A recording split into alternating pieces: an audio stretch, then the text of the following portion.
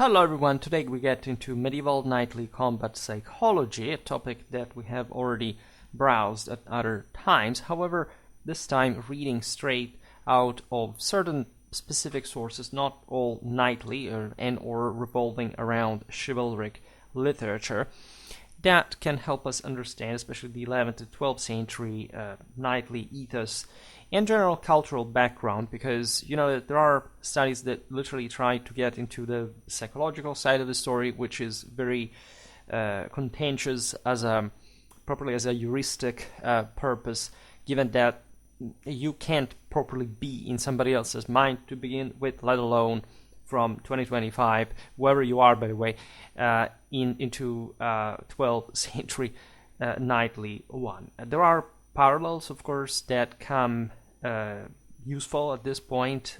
By analogy, we can confront many things, and we will keep doing this because there is evidently a pattern in military mindset and beyond. But here we're talking about very different times and places and logics that must be understood mostly from all the contextual evidence that we can gather, that already by itself poses some interpretative issues that are important, if anything, just to thoroughly discuss before getting anywhere with some kind of general moral assessment regarding how did these people really think, how much can we really know about that. We will not be discussing mostly about this broader problem, but of course it's there, so you can't act as if it weren't a thing. In any case, we are looking today at the chivalric culture, in fact, of the 11th, 12th centuries, developing at this point through literature to the point of allowing us to read from these beautiful excerpts. Just recently made a video about medieval authors, and I always say it, there is hardly at this point a video that, not just that we haven't made something similar to already, but that is completely detached from the more recent ones for some kind of lottery reason. And we were talking exactly in that video about how relevant, of course, the medieval literary production at this point starts being in parallel, because they are arguably like expanding at the same rate in the reflection of one another.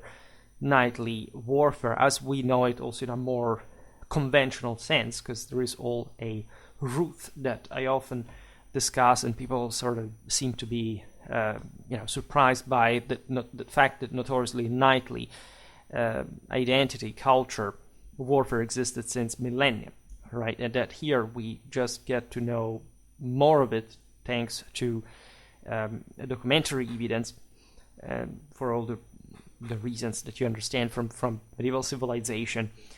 And that, however, were not new. Actually, they were a bit spent from the previous millennia, and these sources are invaluable for understanding so much of what we have already seen, for example, about migration era warfare, war bands, the early Indo-European ones, and more, right? And what knights seem to be particularly famous for, which is also something that in pop culture we either demonized or vilified to an extent, if we ever even talk about it, is this reputation for an overwhelming and unquenchable desire for warfare. I know that there is a big YouTuber that years ago made a video that was sort of talking very poorly about, not even this topic per se, but just something around that, triggering controversies, like those kind of things that people will discuss on Reddit and whatever, that looking at from a bit more advanced than the average historical perspective look ridiculous, because it's as if you realize that we live in a world in which the average person has never properly even pictured the fact that there is an enormous amount of evidence we can draw from, and that I know just by experience, academically, historiographically wise, is not researched a lot at all. And especially not by people that spend their entire lifetime studying military history and getting even more like the art of war proper, and or that are too selectively circumscribing the research limits, so to say, to very narrow topics, that as such will never really give you that diachronic and comparative perspective that is really the sap of any art of war expertise. And so today's video is, I don't know how far we're going to go with the moral implications of the story, that, as you know, I intend mostly in a Clausewitzian sense. So literally the ones of morale, that however not gnostically connected just with warfare, but that of course reflect that aforementioned background, and especially war as an instrument of politics, a continuation of it with, in fact, this different mean. When looking at 11th, 12th century warfare in Western Europe and beyond, of course, there is so much evidence for connecting, of course, this attitude with the cause, not the root one, if you understand the broader moral and scientific implications of such military historical analysis to, in fact, the same wars of the era. There is this notion that fundamentally knights were just about warfare to a degree of dependency and or of irrationality and emotionalism. This is the typically and awfully culturalistic view that essentially conceives war as essentially an activity just pertaining to barbarians, right? Whereas actually we know very well that only superior civilizations are the ones that are capable of fighting and winning wars effectively, and not, in fact, dumb, incapable fashion, and that in fact represent the pinnacle of civilized behavior. Again, if you, I understand that culturalism is everywhere, that even sort of the average person trying to act, I don't know, pseudo-machistically, military expert, like the people who use the term geopolitics and have all the opinions about any kind of war, that know by heart the phraseology of, and only of that, by the way, not knowing that they're just parroting post-traditional texts that also have absolutely nothing to do with the Clausewitzian theory, that on the contrary was in fact phobically avoided or smeared by culturalists that had to throw around these things like, war is bad, or this kind of, all what you see basically by opening Twitter, and that is essentially a mass society psychosis phenomenon designed for inferior human beings. I would stress especially demilitarized and emasculated human beings. No matter how often you hit the gym, that's a good thing, but it has nothing to do with being a fully developed human being, let alone an actual man. And the other aspects of this, of course, bring to this complete deresponsabilization of the lesser people of our society that basically feel hysterical about power and that do not understand by traditional doctrine, Indo-European mythology, whatever you can load into them, because these are the same people who would like to pretend that they know anything about that as well. Instead, are those who are inherently superior to you for the same fact that they wield God-given power, right? This goes also for low towards inferior races or whatever. If you're so threatened by them, in tradition, it means you're inferior to them. That's by the definition what the entire Indo-Europeanistics revolves around. So that gives you a pretty graphic dimension of also why combativeness, that is an important element of warfare, but not all of it, is also so low among this fundamentally strategically literate culture. This is not to say that, of course, like we're talking about the majority of people that objectively are worthless as such. This has nothing to do with the fact that there are other powers in the world that are capable of wielding the same power that we wield. As a matter of fact, those are even more dysfunctional, underdeveloped, and in fact, a-traditional systems, regardless of how pro or anti-traditional they want to act. And just this dialectical framing would be enough just to live in a world of dignified human beings. That is too much to ask. The only upside, if there weren't a downside there, is that these are the people that sink the fastest in the history of civilization to begin with in this moment, so they get essentially what they deserve. But just for saying that it's useless to pretend to make further content or whatever on this or that military historical topic, assuming they even know how to frame even what technical military history, the military essence is, if you do not have an actual strategic education, an art of war experience, you do not necessarily have to have gone at war, especially, if you're not in higher positions, you will not understand warfare better than somebody studying it for a living. This is the actual reason why there is also a hierarchy in the military, for that matter. And we all know that, in fact, it's only people at the top that really take the burden of it all in a truly decisive sense. But this is also, in fact, what lesser people have decided to be the opposite of, and that's why they, of course, are incapable of fighting wars.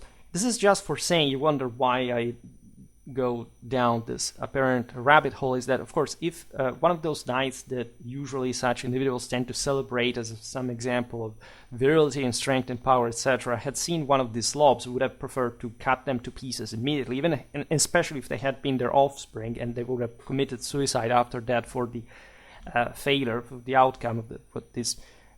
They would have considered them subhumans. We understand this pretty well from the racialistic connotations of medieval lineages, and how, in fact, they had been specifically selected, also from a genetical point of view, throughout the generation for this specific function that was war.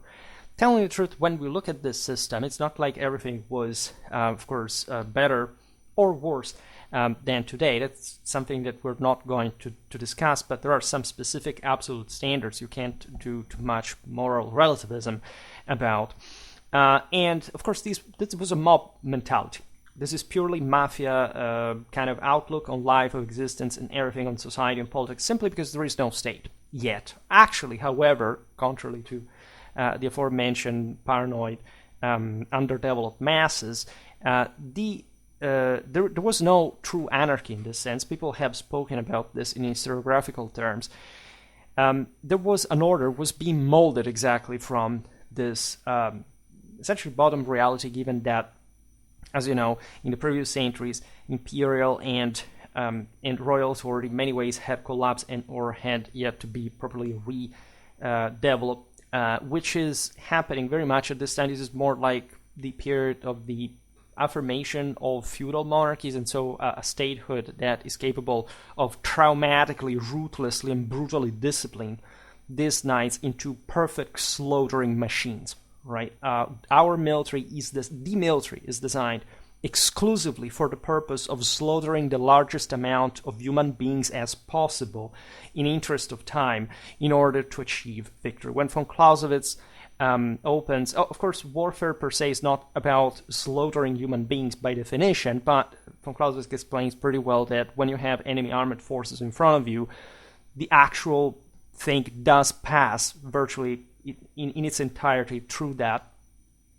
Also, if you have studied the Faunkrieger, you know very well that the Prussian philosopher, commander, theorist, and more explicitly states that any person provided with humanitarian concerns is doing nothing but killing more people. That is necessary in purely military terms, right? So when you look at these knights, and again, you wonder why I'm taking all that. This is normal in Schwerpunkt to make long premises to the pulp that is also very, very meaty as well, is that knights, as the pinnacle of medieval civilization, and one of the single most beautiful things that not just ever happened in the history of mankind, but it truly exemplified the beauty of this inherent superiority, were designed exclusively for this, and which means that their mindset and their psychology were all one with this notion as the only total absolute one that they had to pursue in order to also, like, what's the ultimate purpose? World domination, divine transfiguration, holy war in the purest traditional Catholic, both pre-Christian and Christian sense of Catholic, of course. That, of course, I always say now because I just have fun, because people also have no idea what this actually means. Just how can you even know history if you don't know this? That's something that boggles my mind. The reason why you have a civilization that you're of course not able to handle it because you're too weak is thanks to the work of these people, largely. And already the knightly figure stems out of the exhaustion of the great Roman Catholic civilization, the golden age in between different ages that, however, pictorially followed the degeneration of the world. And that arose literally as saviors. There is really lots of literature on this. We talked about this profusely. Check out my videos about Otto of Cluny, Gérald de Aurillac, and more. We'll come back on this aspect. There is the Indo-European Holy War video from Arjuna to the Templars. We will, again, talk about this all. This is a channel where I've discussed this all, so I don't need to repeat myself all the time to sound credible. If you're able to search for content, just prove that you can. Now, this notion of course, like a world that would be infested by irrational warfare, illogical attitude, etc. It's not like everybody was right or everything was done properly, but is basically lacking the entire point that this was a moment of booming of Western civilization that would lead straight to the overwhelming of the Byzantine, the Arab one, to literally the booming of the West to a degree that we still live in the wake of, and throughout all the modern contemporary era. I also made lots of videos about this. So stating essentially that the system was just vicious in as much as it was militarily handled, they were making only war as people in general, but when it's wall against wall, that's how you unlock the matter, at least depending on, of course, who's pushing that wall and how, from both sides. In any case, there is a rationale, a logic, a sound motivation for warfare that must be understood even before pretending that you actually have any natural predisposition to understand it, because contrary to what you've probably heard, war is not instinctive. It's actually counter-instinctive. It goes against the strongest instinct, that is the one of survival. In the Clausewitzian Trinity is essentially an instrument of the most rational element of society, that is politics, and so the government, that also, as I was saying before, like people cannot accept, because first of all, they do not see that the government is just a reflection of who they are, and also when sides change, it's not like that half of society does not influence you, or that you're somewhere and those guys are somewhere else. You're part of the same cultural failure, and that's how also civilizations go down at a point. But that's relativistic self-flattery that, in fact, lesser people are radically trained into ever since anti-traditional ideas have been widespread at every level of what we see also today, either liberal, conservatives, nothing. It's just fourth estaters and nothing else. Now, it is, of course, very important from a cultural point of view to understand much more about knightly mindset and context, how these people lived, for example. Today we concentrate on some literary evidence that is strictly military in nature, at least refers specifically to that. You can read it in subtle, not even so subtle allusions in the poetic works of certain writers that today we're going to look at. And those perspectives deserve further scrutiny in general, because they're literally responding to that fundamental question.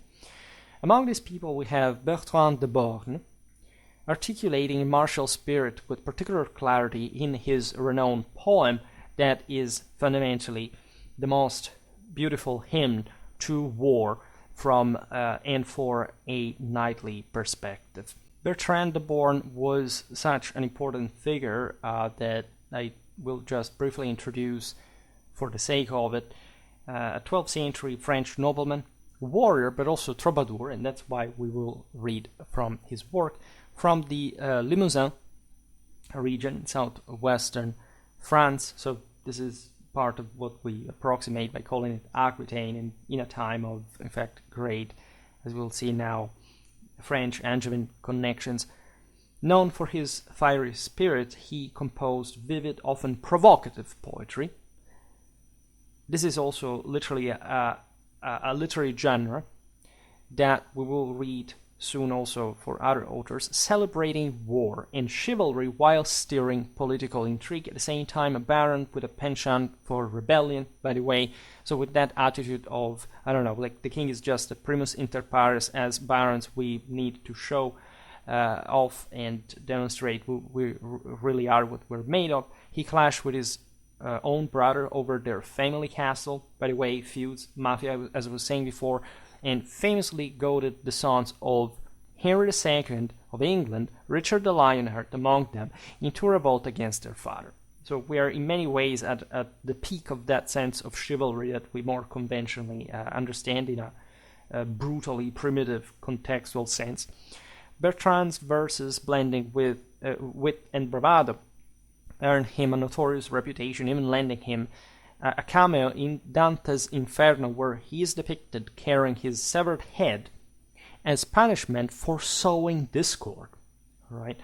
There are echoes of these attitudes. Like, it's a bit of a countercultural attitude, especially from the lower aristocracy. That's something we see in an almost anti-god sense, in part embracing Ghibelline ideas in that regard, but literally because these guys were not at the top and were sort of spitting on authority, trying to get what couldn't at a point. So a larger-than-life figure, Bertrand embodied the restless but also poetic soul of medieval knighthood, and here we read some of his most famous passages. I love the gay season of Eastertide, which brings forth flowers and leaves, and I love to hear the brave sound of the birds making their song ring through the thickets, and I love to see tents and pavilions set up in the meadows, and I am overjoyed when I see knights and horses, all in armor, drawn up on the field. I love it when the chargers throw everything and everybody into confusion, and I enjoy seeing strong castles besieged and bastions broken down and shattered, and seeing the army all surrounded by ditches protected by palisades of stout tree trunks jammed together. And I love just as much to see a lord when he is the first to advance on horseback, armed and fearless, thus encouraging his men to valiant service. Then, when the fray has begun, each must be ready to follow him willingly, because no one is held in esteem until he has given and received blows. We shall see clubs and swords, gaily colored helmets and shields shattered and spoiled at the beginning of the battle, and many vassals, all together receiving great blows, by reason of which many horses will wander riderless, belonging to the killed and wounded. Once he has started fighting, no noble knight thinks of anything but breaking heads and arms. Better a dead man than a live one who is useless. I tell you, neither in eating, drinking, nor sleeping do I find what I feel when I hear the shout at them from both sides, and the neighing of riderless horses in the confusion, or the call help, help, or when I see great and small together fall on the grass of the ditches, or when I espy dead men who still have pennant lances in their ribs. Barons, you should rather forfeit castles, towns, and cities than give up, any of you, going to war. This is one of the most beautiful, important, and radically essential songs and hymns to the inherent superiority of Western civilization to rule over the rest of the entire world. Right? If you wonder how we made it, this is it. And it stems from the complete self-sacrificial combat in holy war in order to gain control of the universe, coming back to the one just out of the sheer redemptional dimension, self-augmenting dimension, properly the Augustan dimension of this exquisite practice. And so we can briefly summarize it, but you know it's extremely famous. I love the gay season of Eastertide. So of course, this refers to, of course, the fields of May mostly. Northern Europe, it's May. Southern Europe is March. Let's say that Limousin is April in some way. So in fact, Eastertide usually it falls more often in that very month, bringing forth flowers and leaves. And I love to hear the brave sound of the birds. So there is here the natural aspect of the story is essentially the one that you can see represented in so many different iconographic sources that, however, date back all to the rider following victory, that is his own, in fact, divinely transfigured Holy Ghost leading him providentially in the sense of foretelling of the future, right, in the Catholic tradition. In the world, if you look at the Bamberger rider, what we really see blossoming in art, right, in this viridescent nature that embraces the emergence of this Apollonian figure from this chthonic darkness. This is what the night manifests like, right? The spring, of course, is the rebooting cycle of Phoebus Apollo, the virginal power meant to remold the world into divine purity from his moral superiority. So you see here making their song ring through the thickets, speaking of the birds.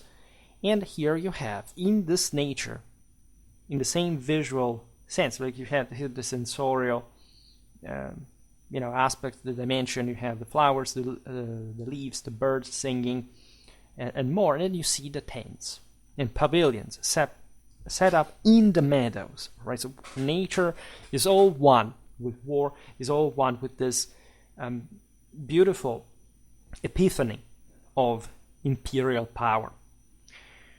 And so the guy says that he's overjoyed to see properly the knights and the horses, that, as you know, are such a centaurus symbolism in the both Apollonian and chthonic symbolism of the equines, and of course the inherent divine superiority of these men to tame and dominate the same forces of nature that will, the horse is pretty chthonic, pretty bloody, pretty connected with war as well, but he takes off as the Pegasus and brings the knight into heaven.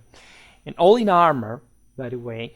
So just think about in the mythologies of the Alans, the Ossetians, etc., how much the god, the hero that is also made of metal fundamentally is covered in armor, and that reflects, of course, some spiritual rigidity. I talked about the etymology of that from Latin in the Indo-European meaning of the Roman political language. This men and their horses drawn up on the field, right? So gathering and having that sense of communal esprit de corps, discipline, and more. I love it when the chargers throw everything and everybody into confusion, right? There can't be. This is the second person of the Clausewitzian Trinity, the military, that is not the one that is primordially hateful. That's the people. Remember that always. That's society. Politics is the reason. The military loves gamble, likes playing. Remember always in Clausewitzian definition, war is a game, both objectively and subjectively. It's as if these guys were scoring a strike, literally, right, by smashing people into that were previously arrayed, orderly, etc. And you, by smashing them, shows to have a superior compaction. It's eminently spiritual and moral, but this basically devastates everything, right? And so crushes the impure, selects just the superior, and kills the other, that leaves through his blood in the accomplishment as a spoliopima of the vanquisher, right? I enjoy seeing strong castles besieged for the same reason. Bastions broken down and shattered for the same very reason. That represents a chtonically inferior form of mentality, offensive, and defensive are a thing we study in von Clausewitz, but the mere fact that something material would manifest here that you could simply break because the force of the spirit passes through anyway is the epitome of this victory, especially considering how important castles, as you know, were, especially. At this point, I made a video about medieval castles in this sense, if you're interested in medieval siege warfare, especially couple of months in December. And seeing the army all surrounded by ditches, protected by palisades of stout tree trunks jammed together, this is also a bit more of poetic description. Consider that this piece of literature is just part of a canon, part of a genre. It's not just random or simply or purely and absolutely expressive. Of course, it's just a human expressing this, still one that would know a thing or two about this whole. And I love just as much to see a lord when he is the first to advance on horseback, so literally the leader that must be superior to everybody else. Otherwise, it can't be discipline, it can't be cohesion. It was actually a huge deal for these people in Bertrand's time. The 12th century was exactly the one in which, as we'll see now, like by literally kicking, people's teeth, you would teach them to obey even before thinking that they can lead if they are actually not capable of doing so. Of course, nobody had to leave the formation, nobody had to endanger the same, especially during the cavalry charge, was crucially handled in that way to just show off, especially if they were not really capable of succeeding. Actually, it was all a competition because sometimes it would, but that would signal essentially who was the boss and who the retinue. Armed and fearless, because armed, of course, is expressing the wealth and power and so on, but fearless too, right? So not armed because he says, okay, well, so I will risk less because, I don't know, I have armor now. Armed in the sense, probably in an offensive sense, that must be manifested without fear. Fear is the first enemy of the warrior. As we were saying before, knights, I will not describe now how knights were trained in a psychological sense, which is another side of the story. It's beautiful, but they were properly taught they were desensitized to violence, right? They had to, right, and or die in the process, actually, because initially this got down all to initiatic rites that were literally aimed at psychophysically selecting people once they had entered the system. If you didn't work, you couldn't come back to the rest of the world either. You were massacred, you were sacrificially, in fact, killed. But in any case, thus encouraging his men to valiant service. So the leader inspires, of course. Then when the fray has begun, each must be ready to follow him willingly, because no one is held in esteem until he has given and received blows. Right? This is the sense. Everybody gives it and everybody gets it. To the degree, at least, remember Tacitus talking about the Germanic tribesmen, these guys cannot afford to be less than their leader. They all must, and you understand the double meaning of that, because yes, there is greater compaction, greater uniformity, greater effectiveness, but also such a minimal balance between these individual powers. Here we're talking something different because, of course, feudal society was not just much more stratified, but in fact also knights were starting to be at this point also of different ranks. But otherwise they were also somehow very similar, and in any case cavalry charges were dictated by that practical cohesion deriving from the homogeneity of the elements partaking in it. We shall see clubs and swords. By the way, clubs, and this is important, clubs are some of the oldest weapons in the history of mankind, were used by anybody, especially for training in a physical sense. The Roman legionaries, everybody used this stuff. Clubs are great to smash people, right? Especially if they are armored. So not just swords that technically did more than we used to think against armor, even though they would destroy themselves in the process as well. In any case, here gaily colored helmets and shields, shattered and spoiled. Never underestimate how colorful a medieval army is, right? It's probably one of the most colorful thing that you can imagine. To begin with, colors were integrating part of these people's genetic identity, meaning that proto-heraldry existing at this point was incredibly connected with that symbol. It was take the path of that specific lineage, of that specific blood to the divine from a fallen world that was, of course, different in the form, in fact, in this human dimension. All this shattered and spoiled, so that all what was beautiful before, it's just like in billiards, you order all the balls geometrically, then pack, and the thing here is see where they all end up, right? It's in this gamble, again, that the military existentially represents. Let's see what happens, because it's by definition unpredictable, or at least we are trying to manage it in a way or another, and the more the training and the more we can manage that mess that the war is. This is also why war entails an art in order to wage it to begin with, and those who don't have it do not go very far with that. At the beginning of the battle, in fact, this is the same concept of opening the game, and many vassals altogether are receiving great blows, by reason of which many horses will wander riderless, belonging to the killed and wounded.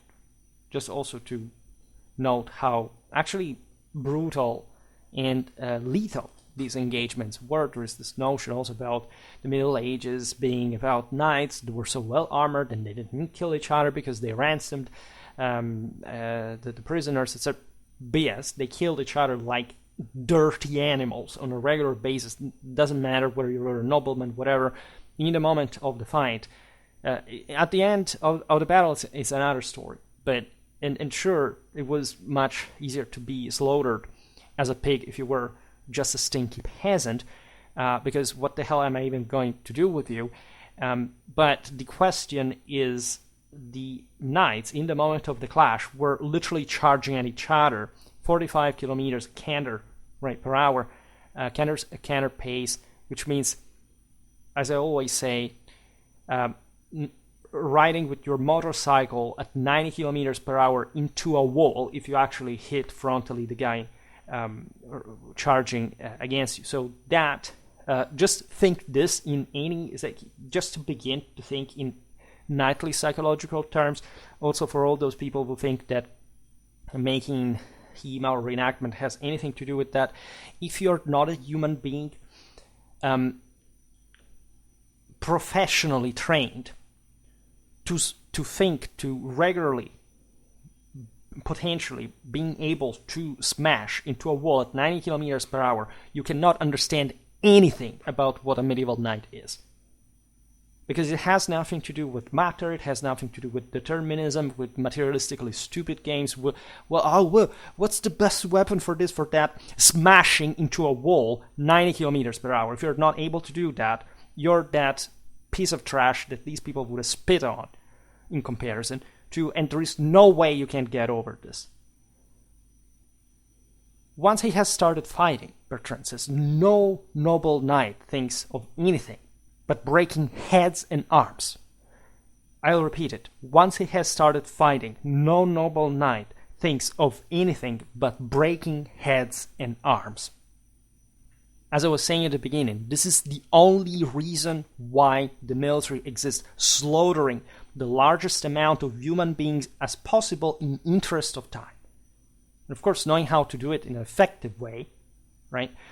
There are some psychologically triggering factors here. It's the fact of maintaining discipline, cohesion, cold blood until this moment happens, in which you will go full berserk, which doesn't mean, by the way, that you're not going to be professionally trained to be the best user of any kind of weapon existing on the battlefield, including missile ones, whatever. Knights knew how to wield weapons better than any other category existing out there, and regardless, of course, of their more concentrated specialization in shock charges.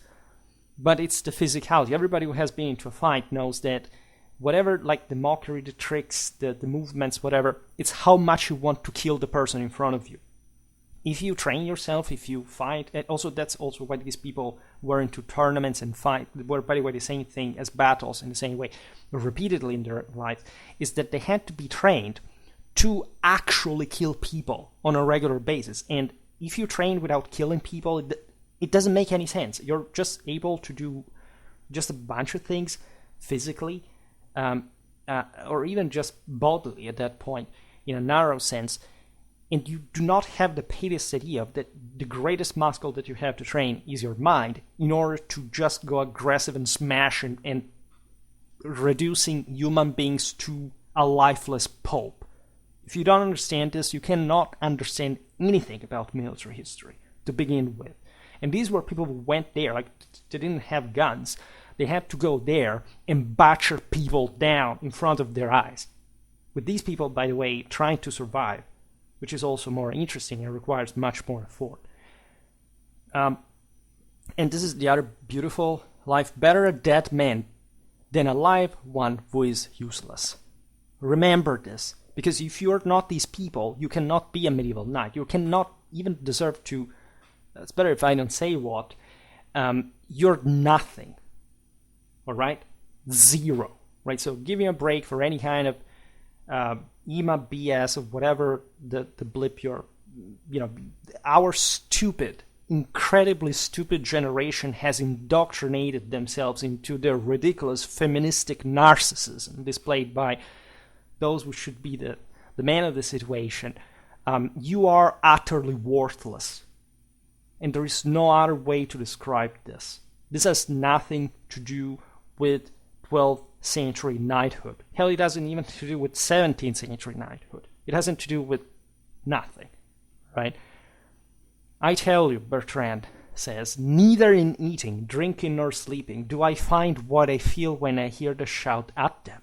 And who wouldn't, right? Post-traumatic stress disorder starts essentially from that. The only difference is that those people knew how to handle it on a professional basis.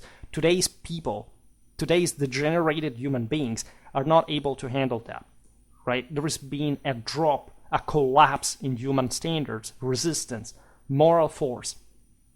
These people were only about that. Today's people barely can handle any of this. Within the span, by the way, up to 100 years ago, this was kind of normal. You had children, you went to war, you killed people, you got killed, or you came back home, you work all the freaking life. Nobody had any other purpose of whining about psychological problems or whatever. That was life, and it was normal because people were closer to the actual reason why things happened, right? Unlike today. And okay, there are some upsides to this because we handle more power, but not in terms of individual capacity. That at all. Also, you're absolutely not a more intelligent person than a 12th century Western European knight. But especially, you're not even a more intelligent person than a 7th century Bulgar horseman. You just aren't, right? This is not a thing. Let's understand what history means. Let's understand what warfare is. And so, from both sides, at the kneeing of the riderless horses in the confusion, or the call, help, help, right? At them, help, help. This is what excited these people. This is what these people lived for. They lived for the fray. This was the place, the topos, since millennia, where the soul of chivalry manifested in all her victorious superiority. The possessed female demon of victory, transfigured through your own soul as the greatest of the furies, the darkest of the abyss, the scariest of nightmares, transfigured into divine superiority, because you realize that the human dimension is a pure illusion, and that fearing death is the only reason why we are actively mortal and not doing it anymore. And this was the only arena where you could practice that. We've seen it also in the video about the Roman gladiatorial munera that are the same concept from the Indo-European legacy of the Italic war bands of the Ver Sacrum, was exclusively designed to train you to have less fear by exposing it to it. After all, we know it pretty well from a therapeutical point of view. Exposure is the way you fix it, right? And if you understand the doctrine of transfiguration, you understand why this leads to immortality, if achieved. Or when I see great and small together fall on the grass of the ditches, or when I spy dead men who still have pennant lances in their ribs. which is also a pretty graphic way to describe what happened if you impacted one of those lances at, from your perspective, 90 kilometers per hour. And not just that, but in terms of power, just, we're talking about hundreds of kilos of knight of horse, or war horse, by the way, incredibly aggressive stallions of the freaky type that smashes into things for zero reason, and that were expressively designed, just like knights genetically, over the generations to be the best breeds to perform this physical task. All right, and that's again the effectiveness of weaponry as well. Barons who should rather forfeit castles, towns, and cities than give up any of you going to war. And this is a beautiful phrase because it encapsulates the absolute reason why this is all the case. Like, what you can have in a material sense does not matter. What you can have is how you can augment yourself in a spiritual sense. And if you don't go to war, you cannot understand this. And especially, again, it's not just about going to war, it's about succeeding. It's about succeeding. Bertrand's martial poetry is, by the way, not unique in its sentiments. This was how a normal knight thought. This guy, by the way, was very artistically versed, as you understand, and we know pretty well that the peak of male crime is also the peak of male creativity, and there is no doubt about this. Looking at the Minnesänger, at the Stil Novo, at the Troubadour, they are all part of the great military European civilization, in art, in artistic terms as well. In the epic known as Gérard de Vienne, the elder Garand de Montglen conveys a strikingly similar message during a council of war with his kin.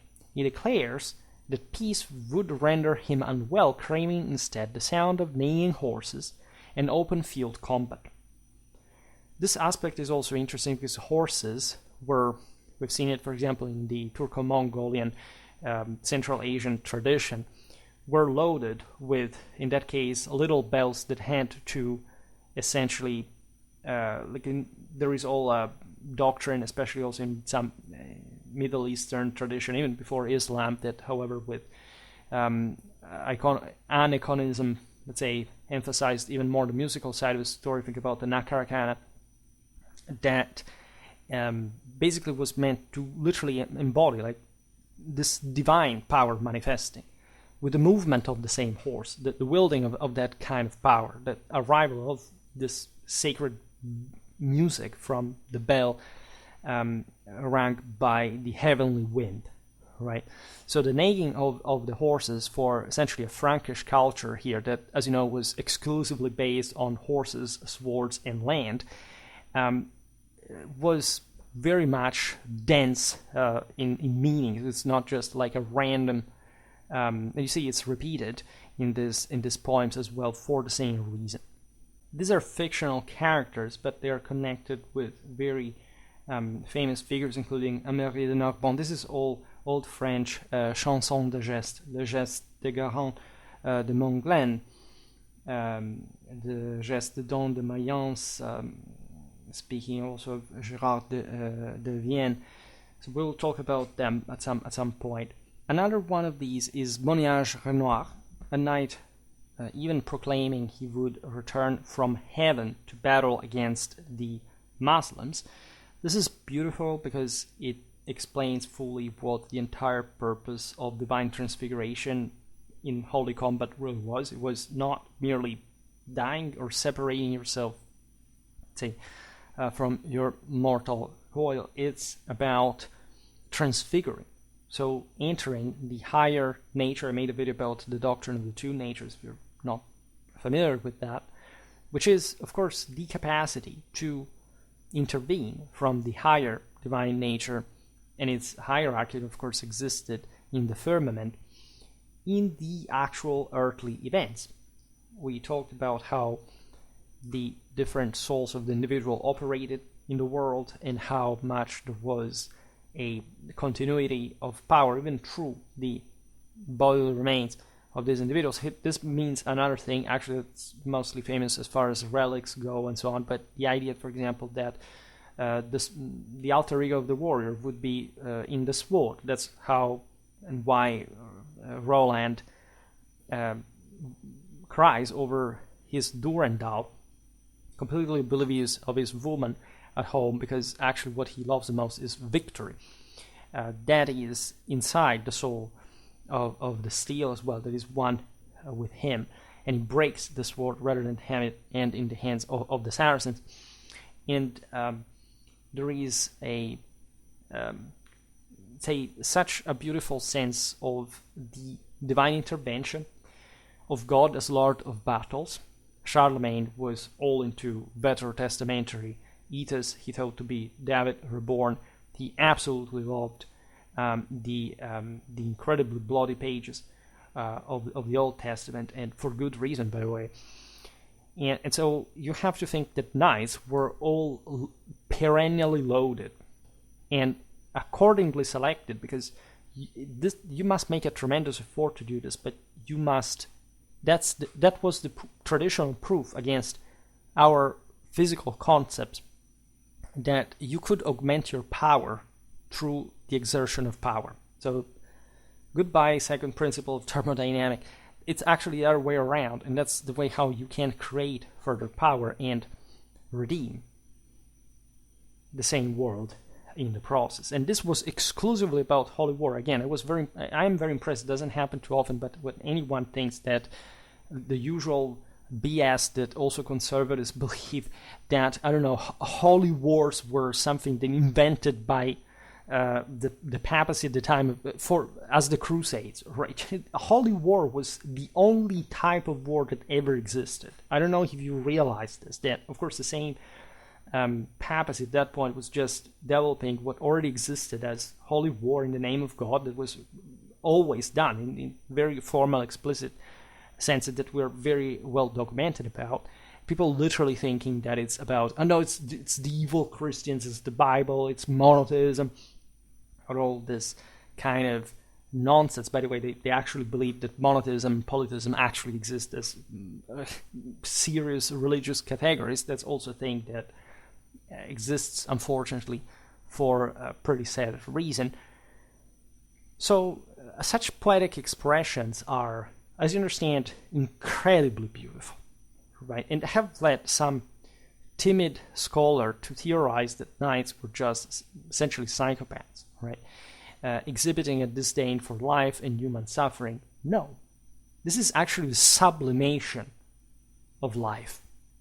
This is actually a sublimation of life beyond humanity. And again, if you're not familiar with the imperial Catholic tradition, and you literally think that it's just some kind of added string of Christianity that happened at some point, I'm sorry, but I think you should realize that your entire historical knowledge is practically baseless. Also, that notion that chivalry would be essentially just a product of sort of categorically intended and separated Germanic and Christian cultures is the first declaration of the fact that you do not know what the imperial Catholic tradition is. Like, it's not like these cultures were not important at all. We talked about this at large very much. This chivalric ethos was universal in many ways. When you look at Europe, of course, the strongest legacy is Indo-European, to say the least. But this was present also in other cultures, in other parts of the world, in a pretty universal sense, not because of some accident of randomness, because it was the only religion that had actually ever existed to begin with. And there is all a historiographical string that basically, think about Gautier, Cardini, etc., that basically interpret to the unfortunate consequence of having people believe that this was just about, it's just about the German. I don't know, what wasn't there such a thing among the Romans, by the way, or the Celts, or the think about even the Arthurian side, right, or the Greeks, right? All these peoples contribute. It's not just because, I don't know, in the migration here we have the Germanic element that of course takes over most what are essentially Romance countries that produce, in fact, also the finest military at the time. We're reading French stuff for a reason. And it's not even just it's a Christian thing. It's obviously something dating to much before. And again, I have multiple videos. One I made recently about the Indo-European symbolism of what would become, in fact, St. George and the dragon.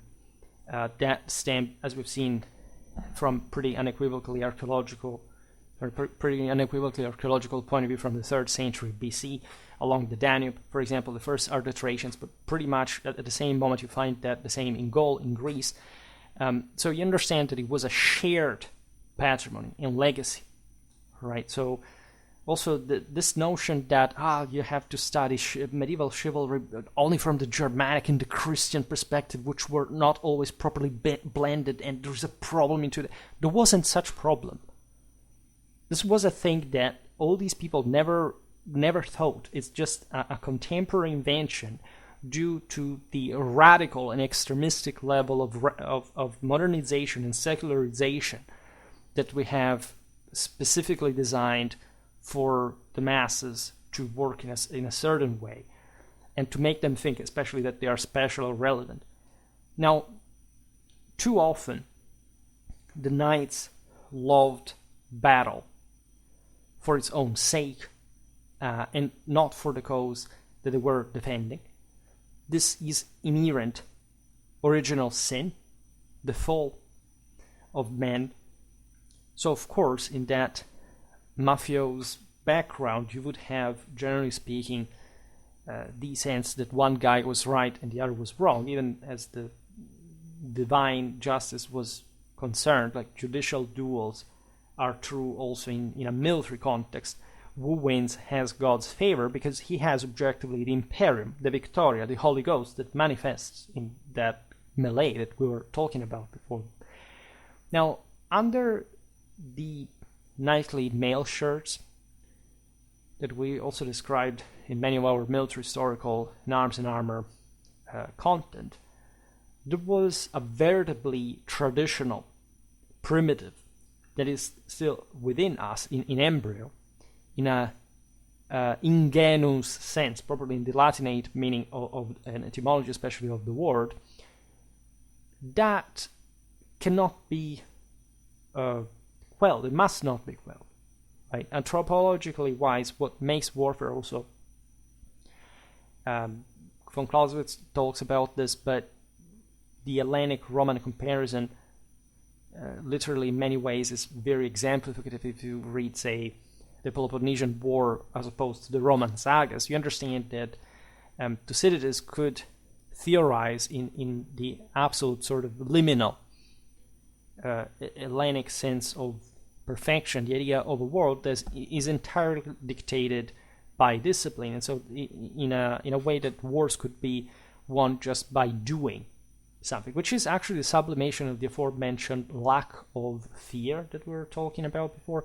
We've seen this also in the Protestant ethos in early modern warfare, except this does not account for the lack of virtus that in fact was displayed by these systems, right, among the Hellenic hoplites that at large were essentially amateurs and that were, obsessed themselves with Achilles, etc., were not properly trained and reinforcing their virtue properly, as what we get the term from Latin as virtus. So the quality of the warrior, right, that can never be, and for the Protestants it was about eliminating, in fact, the notion that works are irrelevant, and so basically they had just to indoctrinate alienated individuals into accepting to be taken down by cannonballs without flinching. The imperial Catholic tradition was instead obviously not morally and scientifically correctly about the summing of the two elements. I mean, what you cannot achieve by virtus, by divine quality essentially, that is present as a spark within us, must be compensated by civilization that in that sense will train you in a discipline that is a rational way.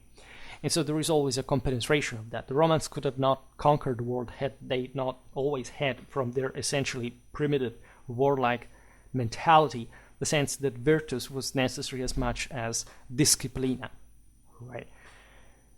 And so in the eyes of these warriors that we tend, they were not only warriors at all, actually. Being only a warrior in a fallen sense is not actually something you should be too happy about. Also because those warriors ended up crushed, rotting under the heels of civilization, and as we were saying at the beginning, of militaries that understood very much better the alchemy needed at a collective level to prevail. And tradition says that in theory you can prevail even alone, so if you don't, it means that that warrior was actually not that capable of rising higher than the average to the point of being able to wield the power of the average. That's why we have armies and not single warriors that just go out there by themselves.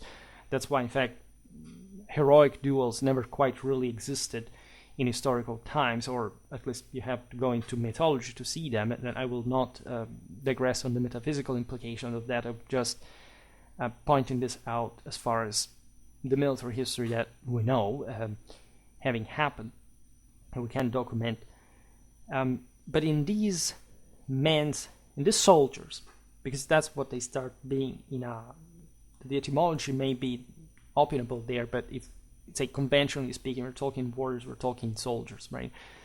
In their eyes, the sight of red blood flowing on iron armor was definitely a charming spectacle. These people were excited by blood. We've seen it in many videos. We talked about Merovingian hematophilia, sung by Venantius Fortunatus, that we were also discussing the other day in our medieval literature history video. The Saxons converted to Christianity are exposed through the Heliant to the notion that Christ was basically a chieftain with the apostles being retinues of his. Those pages are, especially the parts of, St. Peter. The Passion is very much that. It's self-sacrifice. Again, in holy combat, like Odin's own sacrifice to grasp the meaning of the runes. But when St. Peter cuts the guard's ear, for example, that the Eliand is written in a way that really emphasizes blood, because Saxons were excited with that, because they think about the various sacrifices of blood, like in the Viking and Germanic tradition, how important that was for the aforementioned stiffening of the quality of warpath, right? Routinely killing one of the elements to remind them that once they entered that body, they did not belong to any earthly dimension. They were just one with the divinity, and they were, in this sense, absolutely sacrificable, right? In being across a dimension that at that point did not make any difference between earthly life and death, right? But just the sublimation of death in holy combat that is actually the gateway for real life, the perennial one. A fine length thrust transported these warriors to the heavens in a literal sense, as we've seen. They really were hyped for this. They would die in this way.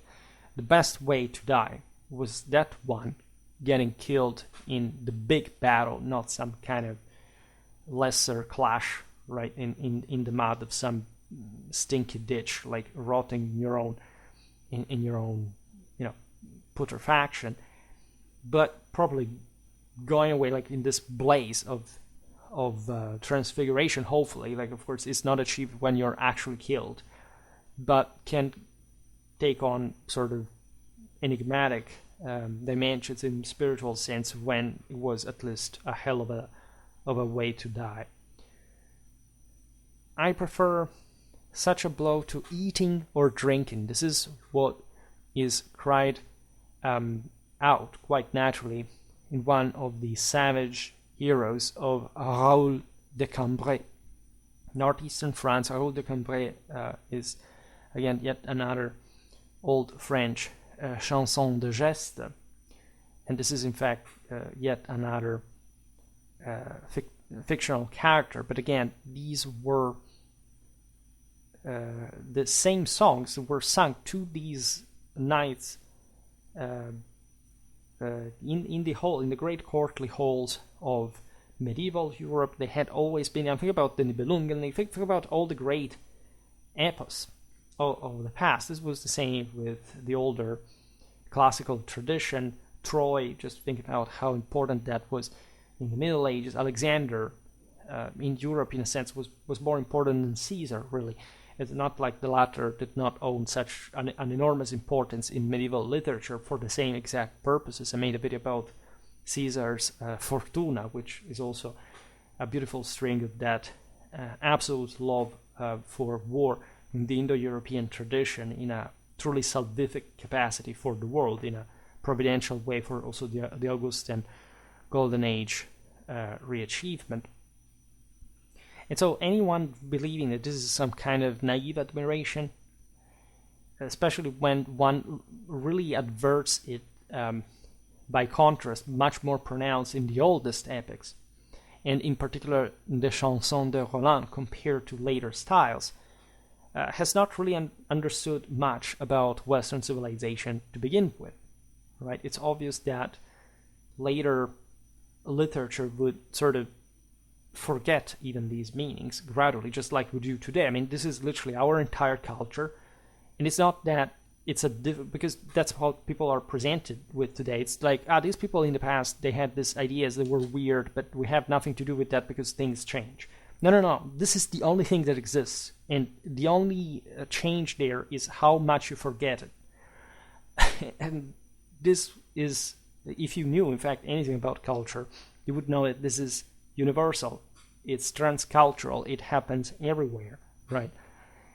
And on this channel, as you know, we talked so much about chivalry also during the modern age that there is hardly anything we have to remind.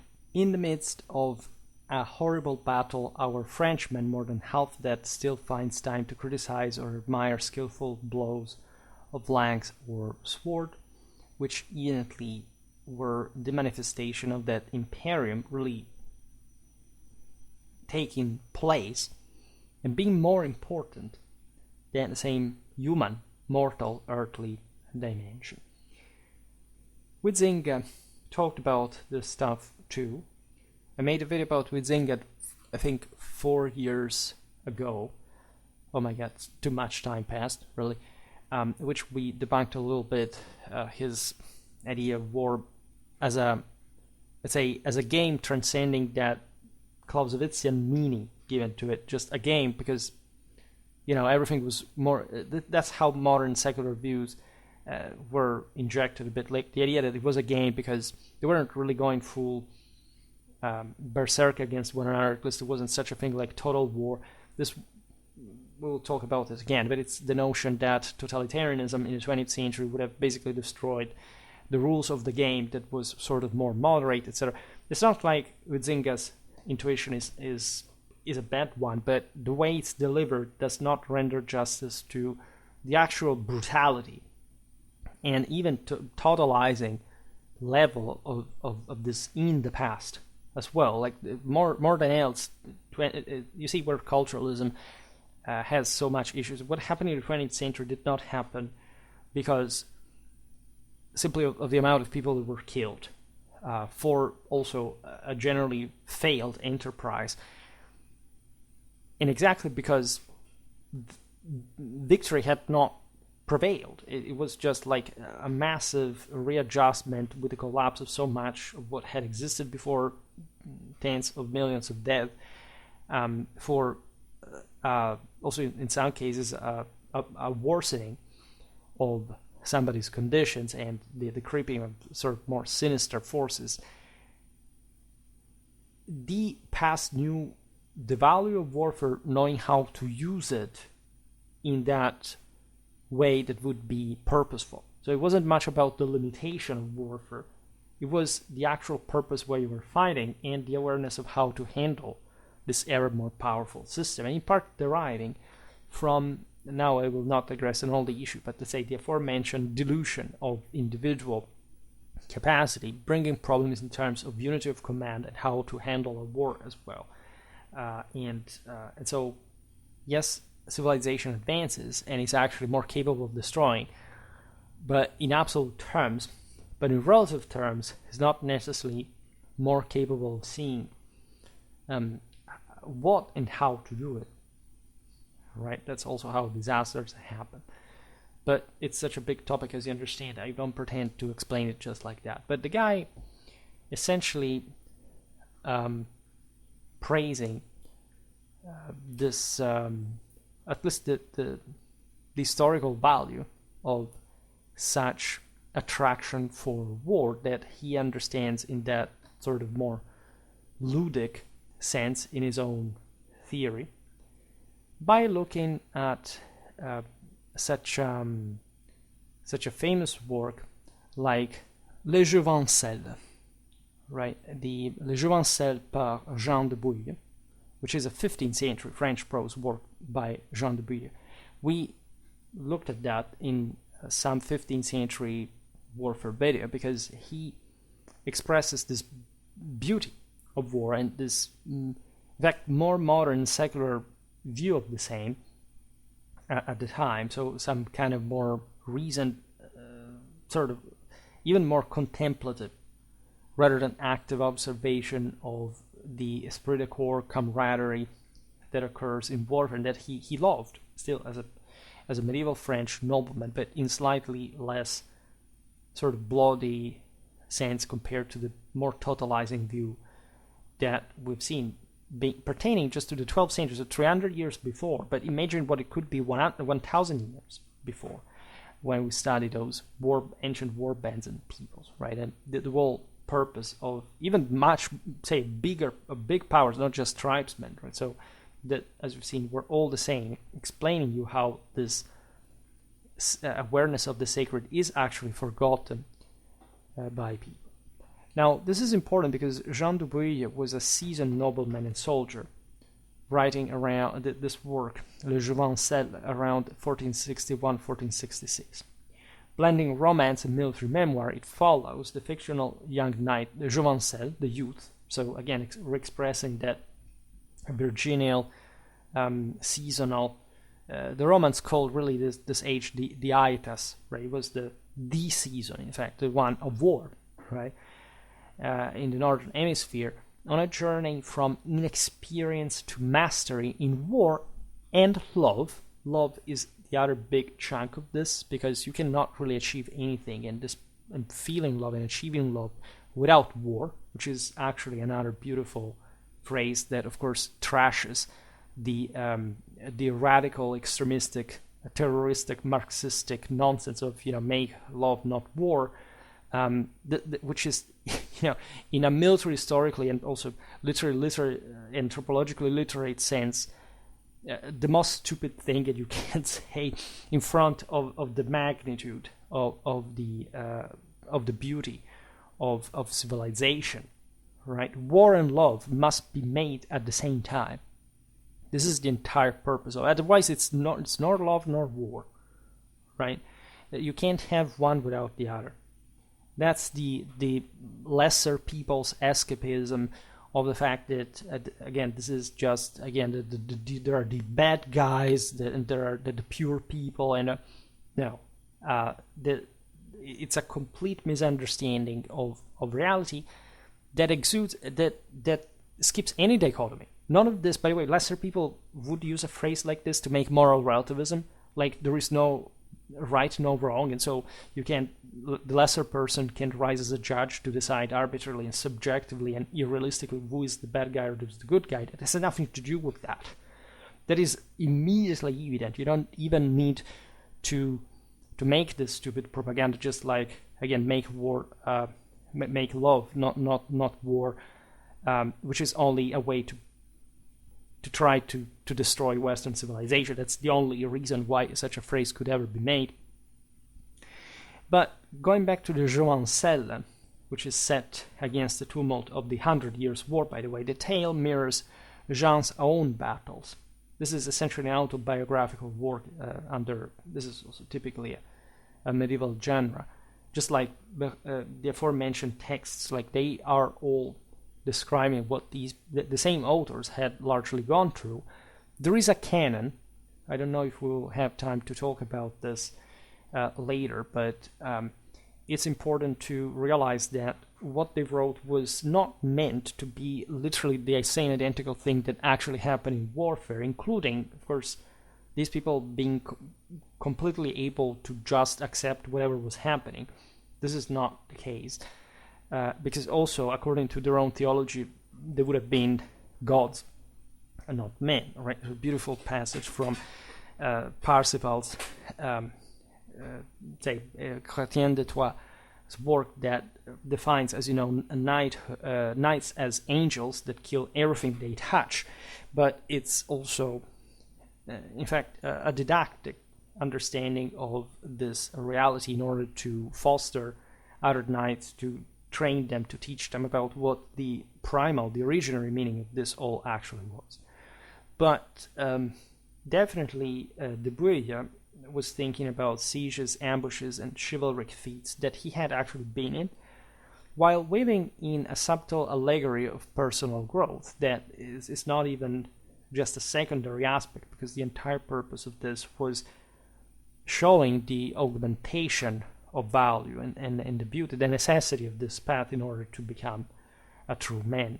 Less epic than Chanson de Geste, it's a practical yet poetic reflection on knighthood. Again, we are in the 15th century, the peak of the Chanson de Geste and other literary genres, essentially of the same epic nature, connected with the past, had dried up in production, at least, with the end of the great medieval civilization in the the early 14th century.